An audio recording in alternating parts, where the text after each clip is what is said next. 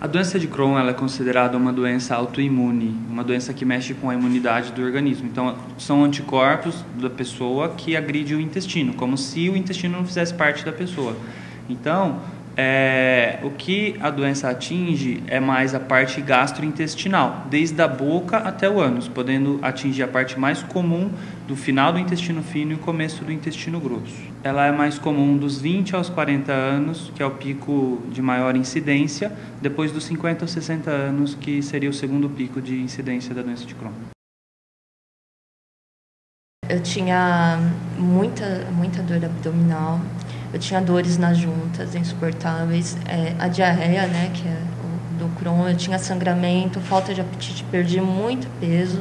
Os sintomas mais comuns da doença de Crohn, os sintomas que a Gisele teve, né? Ela teve diarreia, cólicas abdominais, emagrecimento, falta de apetite. Às vezes as pessoas têm distensão, estufamento do abdômen e vai ficando cada vez mais debilitado, vai se sentindo cada vez mais fraco, com anemia e pode atingir outros órgãos. A doença de Crohn pode atingir também articulações, ossos, vista e pele. O tratamento depende da localização da doença. Então, se ela tiver mais no intestino fino ou no intestino grosso, normalmente a gente começa com medicamentos, né, os medicamentos para tirar da fase aguda, que é a fase sintomática. Depois que a pessoa melhoram todos os sintomas, a gente começa o tratamento de manutenção. Seria o tratamento para manter a doença numa fase inativa, ou seja, numa fase de remissão. E caso os tratamentos medicamentosos não resolvam, a segunda opção seria o tratamento cirúrgico, que aí é a retirada desse órgão que está doente. A princípio, eu entrei com corticoide, né, e imunossupressor. Depois eu comecei a tomar uma medicação para o Crohn. Isso eu fiquei mais ou menos 2 anos com ela. Nesse intervalo eu também fiz uma cirurgia para retirada da parte que mais danificou o intestino. E depois disso eu tentei outra medicação que não deu muito certo, me deu uma reação alérgica e não tinha mais alternativa, né? Já ia partir para outra cirurgia para retirar as partes mais estenosadas, né? Para diminuir um pouco a dor. Então eu ia ficar retirando. Foi quando surgiu a oportunidade para estar fazendo um transplante.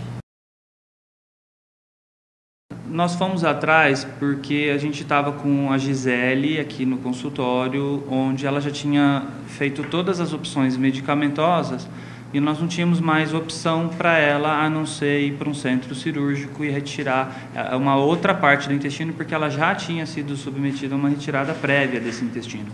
Então, como ela estava acometendo tanto o intestino fino quanto o intestino grosso, a gente ia ter que tirar uma boa parte do intestino grosso e uma boa parte do intestino fino. Isso poderia fazer falta para ela poderia ficar com um intestino curto e com uma deficiência de absorção no futuro. Então, nós tentamos uma outra opção, que seria o Dr. Milton, que é hematologista, e ele tem o contato com o Dr. Richard Burt, de Chicago, da Universidade de Northwestern. Então, através dele, nós entramos em contato com o Dr. Richard para que ele soubesse do caso da Gisele. Então, ele veio até Rio Preto, conheceu a Gisele e achou que o transplante seria uma ótima opção para ela, uma opção viável, que daria para a gente poder fazer. Então, nós fomos a Chicago, ele convidou a gente, até fomos lá para ver a tecnologia, ver como é que ele desenvolvia esse transplante. E aí ele passou para a gente o mecanismo como ele fazia e ajudou, inclusive, a gente de ir lá a estar desenvolvendo o transplante para a Gisele aqui no Brasil. Eu acho que não foi tão agressivo, não. Eu não tive muitos efeitos das medicações, tive alguns. Achei que foi até tranquilo. É um pouco complicado você ficar muito tempo internada, ainda mais no isolamento, mas eu tive muito apoio da equipe, isso ajudou no tratamento, né? Então eu acho que não foi tranquilo, mas eu acho que, como eu queria muito sarar, para mim aquilo estava fazendo parte da rotina já. Hoje a Gisele não toma nenhum tipo de medicamento e ela voltou a ter uma vida normal sem a necessidade de uso de corticoides. Tá ótimo, né? Porque eu consigo fazer as coisas que eu não conseguia mais fazer, né? Eu tô tendo vida de novo, né? Consigo fazer quase tudo. O que chamou muito a atenção nossa foi nos exames dela de 6 meses pós-transplante, onde a colonoscopia dela era praticamente igual à de uma pessoa normal, ou seja, vinha uma colonoscopia com inflamação acentuada do intestino, passou depois a ter uma colonoscopia normal. Mais estudos ainda precisam ser realizados para que a gente tenha melhores embasamentos científicos para que a gente possa desenvolver ou ver uma outra maneira da gente poder estar tratando o paciente com doença de Crohn com um transplante de célula-tronco. Baseado nesses estudos, pode ser apresentado o Sistema Único de Saúde como uma nova opção terapêutica.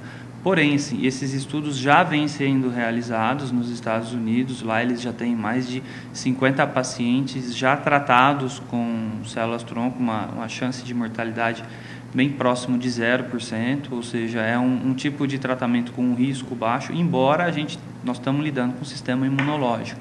Então, maiores cuidados são necessários para que a gente também consiga ter uma chance de sucesso igual foi o caso da Gisele, né?